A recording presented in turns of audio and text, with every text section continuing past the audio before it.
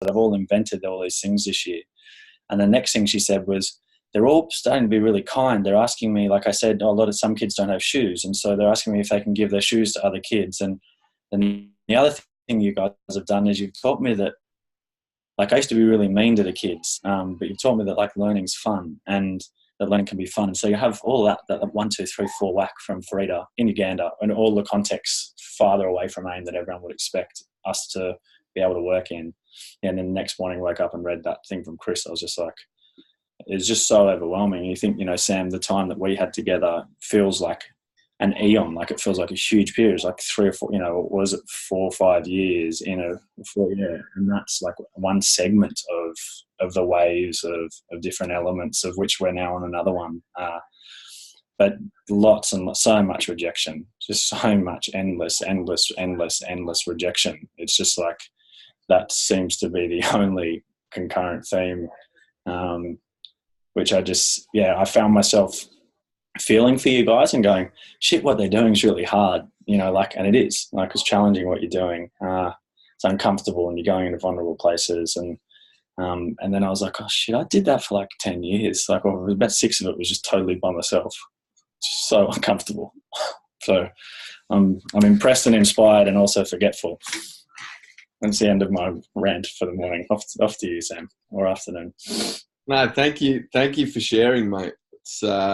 It's important for everyone to know what's gone in it. One thing that kept on popping into my mind is how many different people have come and gone, but it's always been you in the centre fighting that good fight and continuing to face up to all of those challenges along the way. So, always with a group of generals, like always with, whether it was Tom and Rashi and Hamish, the 4 or 5 people at the start, like there's always been a squad of 4 or 5 people. And I feel like this group that are on this call now, you are really that group now for the next 3-year push, and have had the chance to, be, I suppose, a bit more in the inner sanctum of what AIM operates from. And yeah, that's what's really exciting now, is I kind of look around, I'm like, there might be 20 legit people that I think I can rely on to drive this as an inner force. I don't think I've ever had that before. I've had a handful, 1, 2 at different stages, but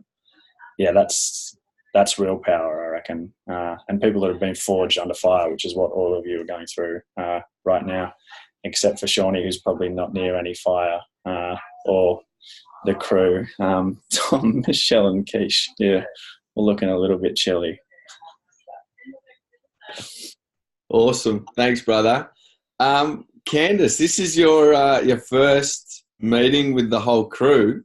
Could you jump in and do the incredibly awkward, like, quickly introduce yourself and tell us about yourself, but do it like okay. in an awesome way, which I'm sure you will, because you're an incredible person. Over to you, please. Okay, Sam. Well, obviously I'm awesome. No, I'm kidding. I crack my own jokes, so that's where it begins. So I'm so excited to be on this meeting and on this call. I've telephonically met you, Sam. Of course, I know Jack and Shawnee and I have kind of sort of met. But it's so good to really be on this Skype call. My career is as a speaker, so I travel the world speaking about forgiveness and reconciliation and teaching people how to let go of resentment and live a more fulfilled and happier life. And in that, I share my own personal story, and I really bring, that aspect into it to teach people that no matter how big the trauma, you can always overcome it, and that we are not defined by a singular narrative. We are complex beings, and we have other elements that make us. So my journey with AIM began when Jack and Ben came down to South Africa to interview me, to share my story. And I fell in love with AIM. I fell in love with what the organization stands for and what it does for people, because it ties in so closely with the work I do. And fast forward, and I had such a good relationship, and now I'm here in South Carolina with Blake. And we're so excited, and we're so stoked to hit universities and really get great hooded mentors, students on board. So that's me in a nutshell. Thank you, Candice. You did a great job at introducing yourself, and it's awesome to have you joining up with Blake and joining the whole crew around the US and the world as well. We feel very grateful to have you. Well, I can only speak for myself. I feel very grateful, and I'm sure other people feel great emotions, whatever they might be, to have you a part of this journey as well.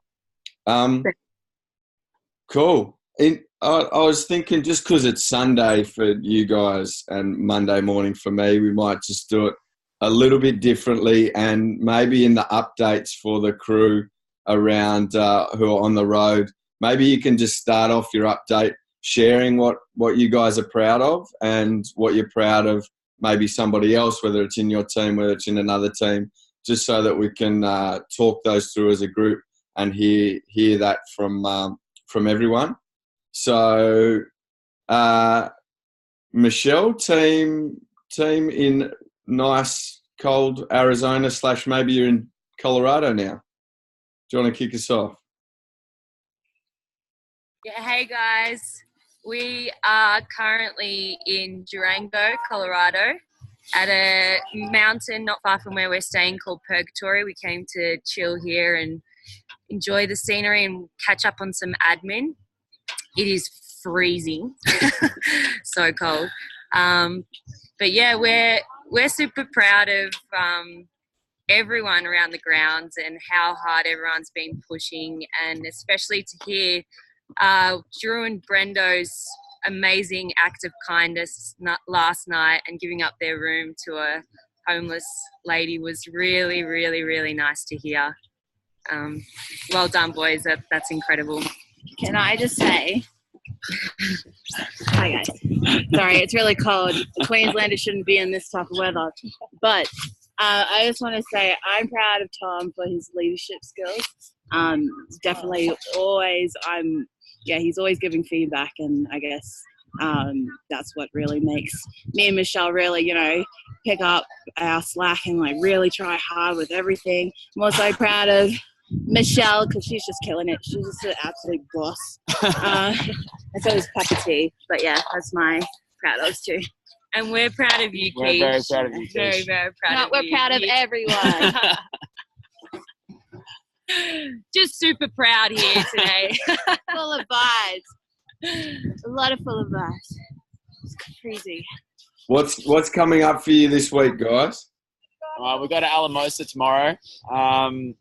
We decided to stay in Durango because after going there on the weekend and doing a little bit of weekend hustling, we saw the Indigenous unit. We met a few students, and they've got a 35% Indigenous population. They're right next to Navajo Res. They're the last college we're going to be at, really close to the Res, depending on whether we come back or not. But we just decided we wanted to do an hour in the morning there to come back and make some more contacts before we push on to Alamosa. So we did some rerouting, and we're going to go back to that college and see what we can do, and then push on to Alamosa. Yeah, it's really cool because they actually provide free tuition to any Native Americans around the country. So people travel here from all over the US because they can study for free, and it's really, really cool to see that the community here is super connected. So we thought we'd stay here. They also have I was doing some research before, and they have quite a big Hispanic centre, El Centro. So we're going to hit that up too, which will be pretty cool. They're right next to each other. Side by side, so we can probably do something in combination. Yeah.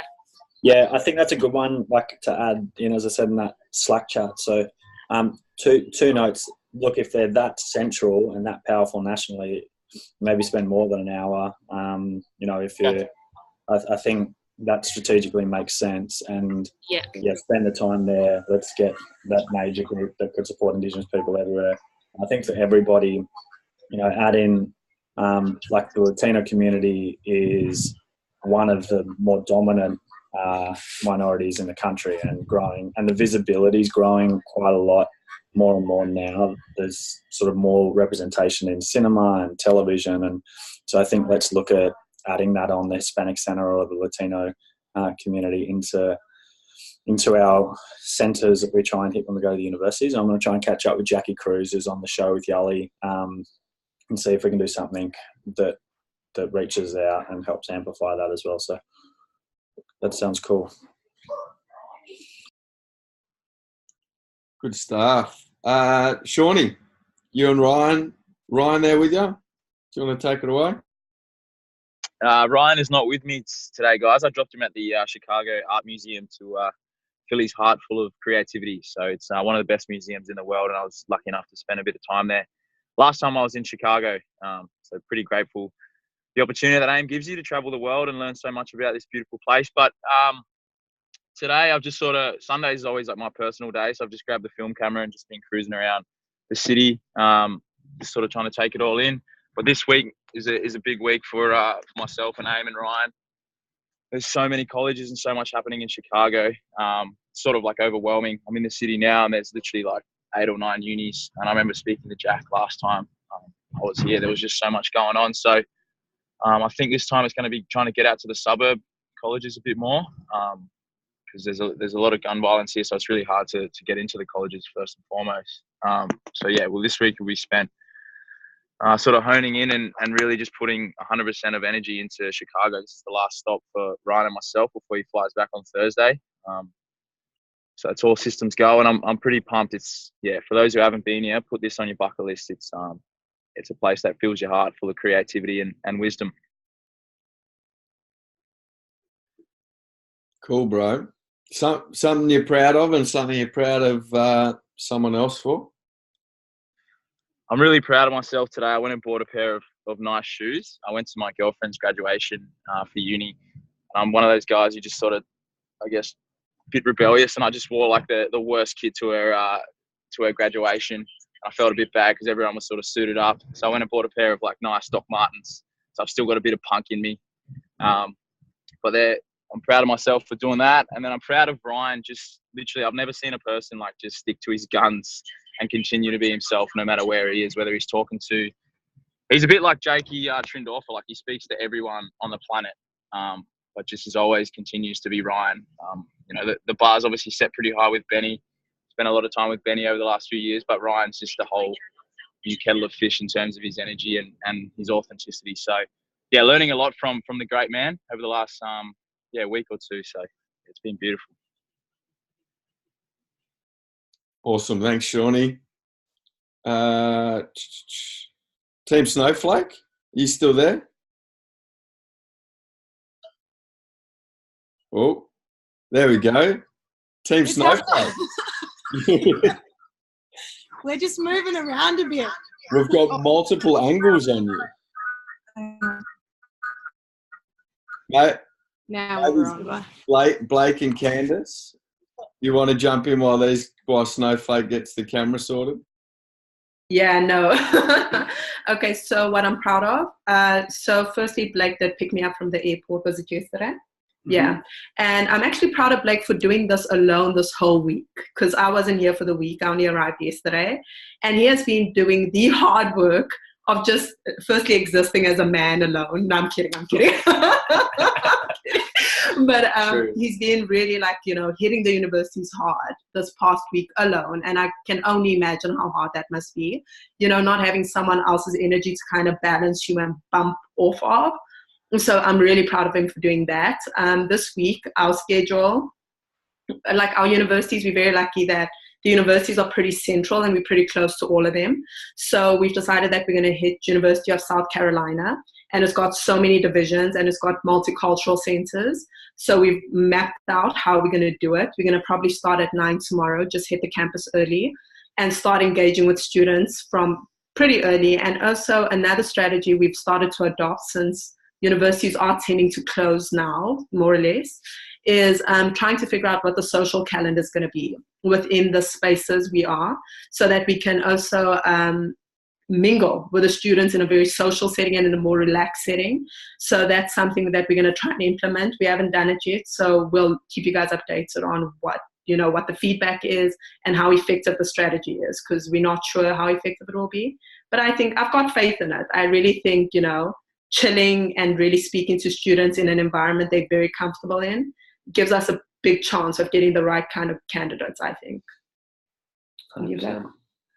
Yes, I'll jump in. I'm proud of Candace just for being Candace and coming over here and jumping into the unknown and picking up on some of the areas that I sort of maybe forget, and hygiene and stuff like that. It's good to have someone who can counteract and balance those sorts of things out. So that's great.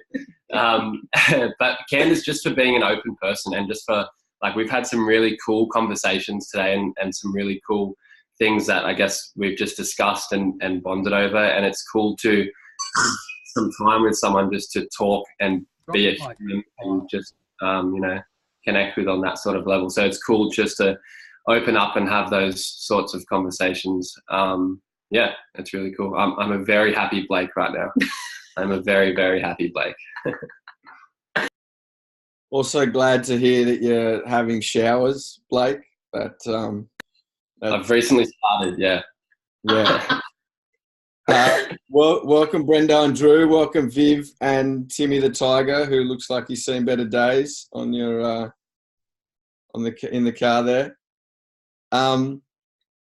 Does anyone, I guess anyone else on the call, have some advice or anything you'd like to share with Candace and Blake around engaging with students in those social settings? I know a lot of you guys have taken that approach, and these guys are going to shift there. Any advice on what's been working or what hasn't?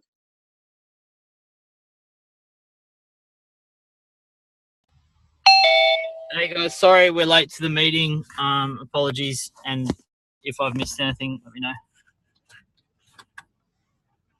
Mate, good time to jump in. You guys have been interacting with potential hooded scholars in probably every different possible environment that you could find.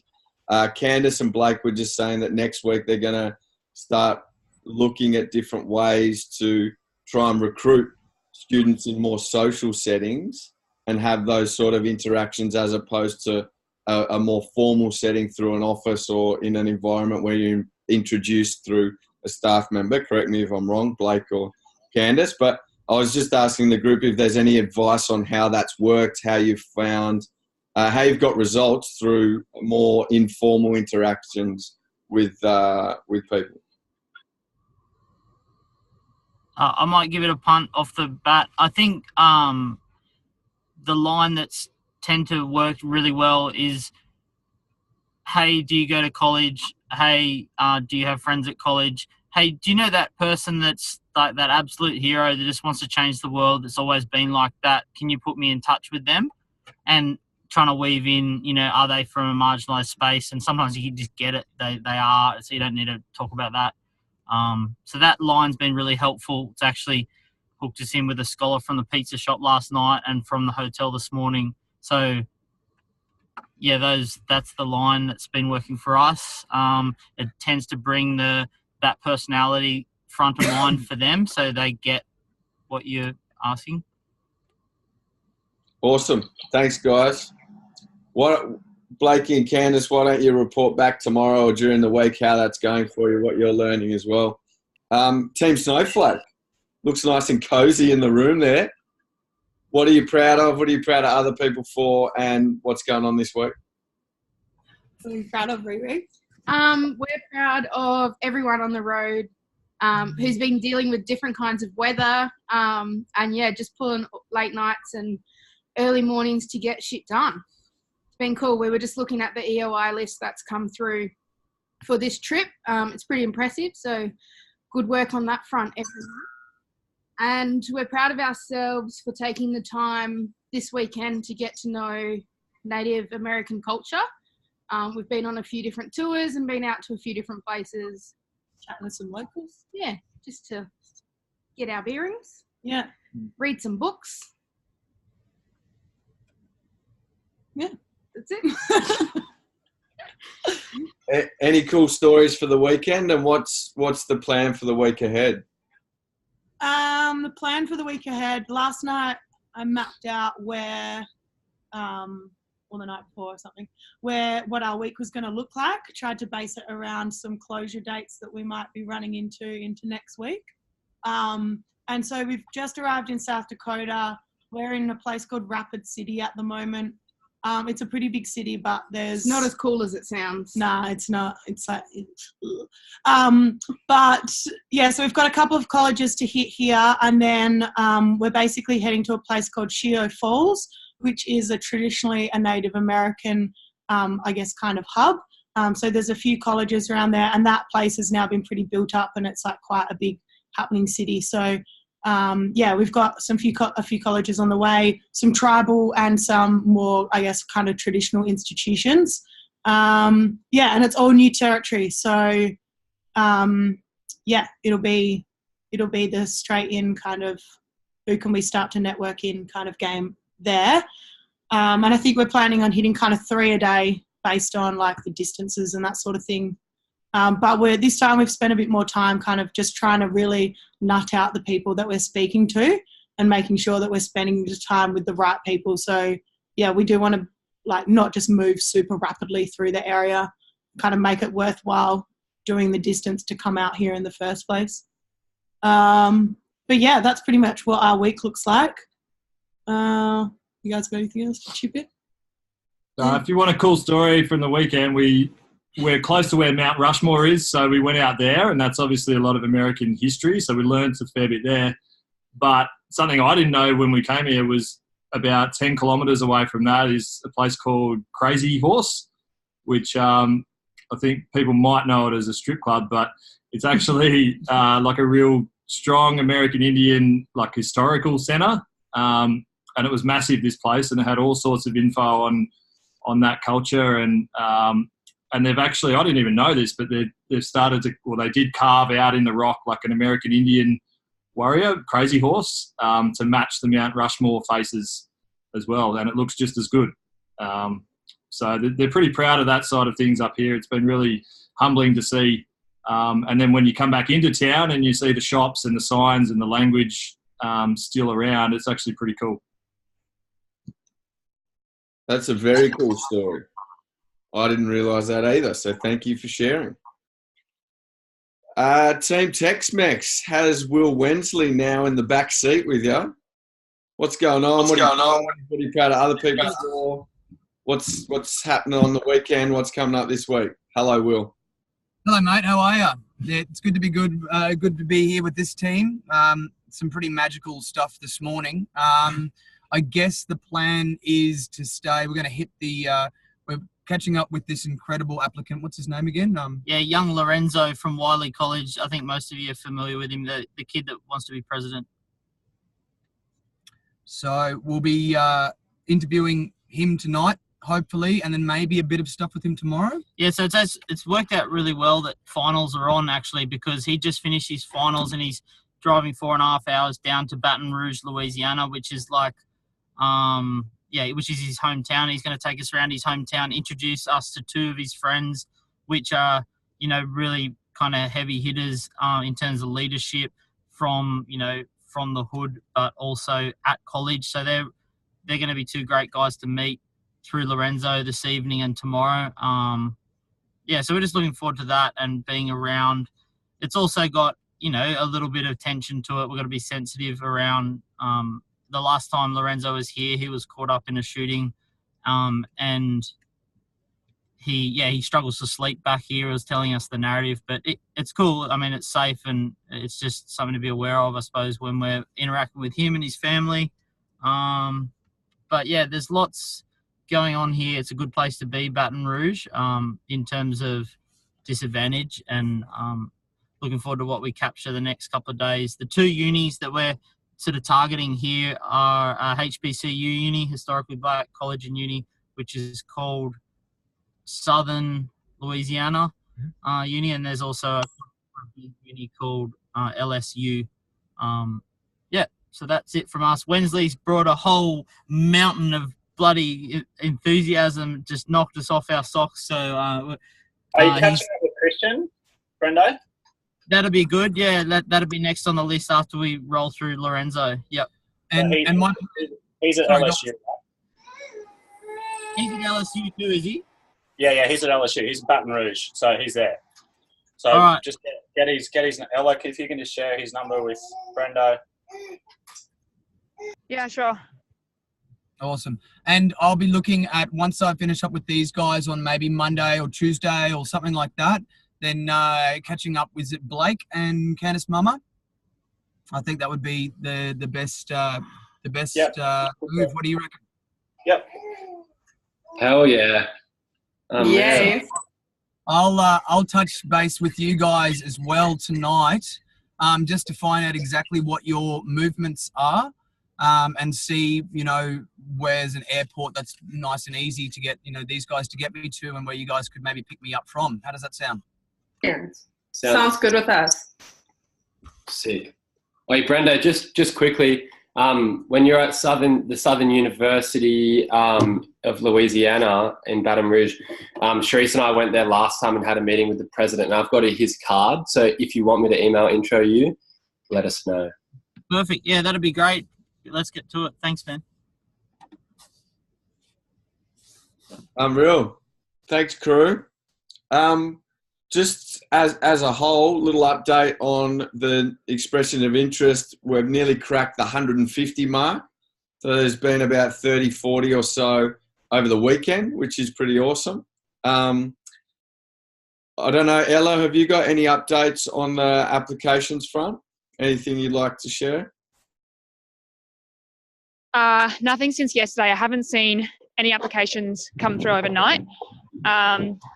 I did just get the final book report from Angelique, who was one of Brendo and Drew's submissions, and we'll be able to get her through to an interview this week, hopefully. So potentially another Hooded Scholar early this week. Unreal. So good to see it all still rolling through. Guys, any other questions, anything anyone wants to share?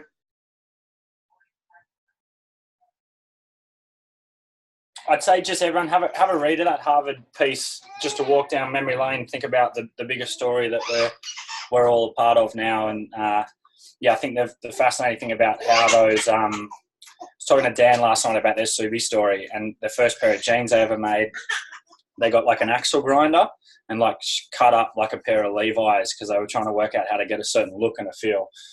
And he was like, man, everyone then kept trying to copy us, but we did stuff which didn't make logical sense. So imitators couldn't really copy it. And when you look back at the AIM story and then where we are now and all of the sort of pivot jumps, it'd be a fascinating thing to see what the business students at Harvard did when they got given the case and it stops just as the Golden Tickets launched, to see if they could picture us 18 months later chartering a plane, looking to copy that model in India, launching a festival of mentoring, the position as Davos meets Coachella, and then having Hooded Scholars driving around door to door, just rocking up from Australia, all parts of America, and covering America more than the Democratic or Republican parties would do on a lower budget.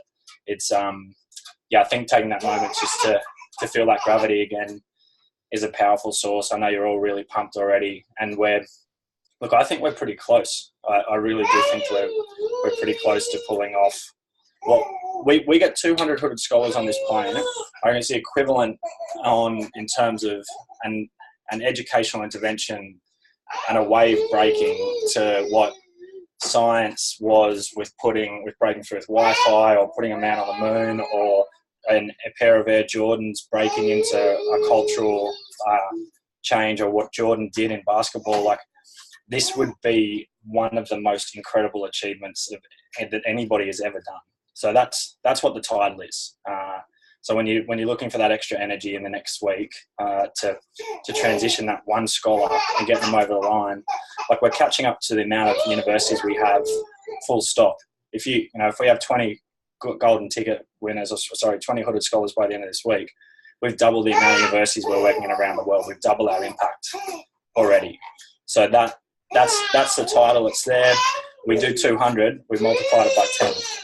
So it's I'm inspired. I'm ready to go with you. So let's rip in for the week and really make it ours and go get them. Quick question, Jack, please. Yeah, bud. So, for example, if you've got a Prairie View College with a Jimmy who's got the Hooded Scholarship, and you've got 2 or 3 people around him that are like perfect candidates for the Hooded Scholarship, but they just didn't land their book report early enough, for example. If Jimmy's wrangling them, are you up for putting them on a plane as interns? Dude, I'm up for running 3 of them as a group. I'm up, so because it's about the amount of kids, the amount of impact. So if there's a group, so we're looking at a group of 2 or 3 was one of the applicants we considered in Texas around Heather. But yeah, absolutely. Like if the 2 of the other guys get through to an application stage, what you can say to them is say, look, we'll work with an extra 200 kids. Like let us do it. We'll work with 300 kids as opposed to 100. And then you've got 3 hooded scholars in one campus. So I'm open to us multiplying there.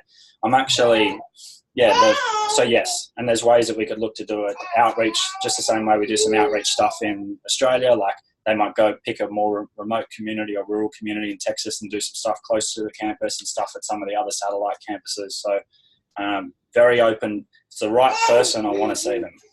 Yeah, so that's really helpful for our language and our ambition on the road because, bumping through, for example, a place like Baton Rouge, we've only been here for 12 hours and we've got 4 hooded scholars and they're out of the same unis. So that's really helpful because then we can say, hey, yeah, you go ahead and apply and hustle them across the line for the book report. Yeah, and they can do, you can do 5 chapters out of one uni. You can do Latino, Indigenous, African American, LGBTQIA out of one university working with 400 kids.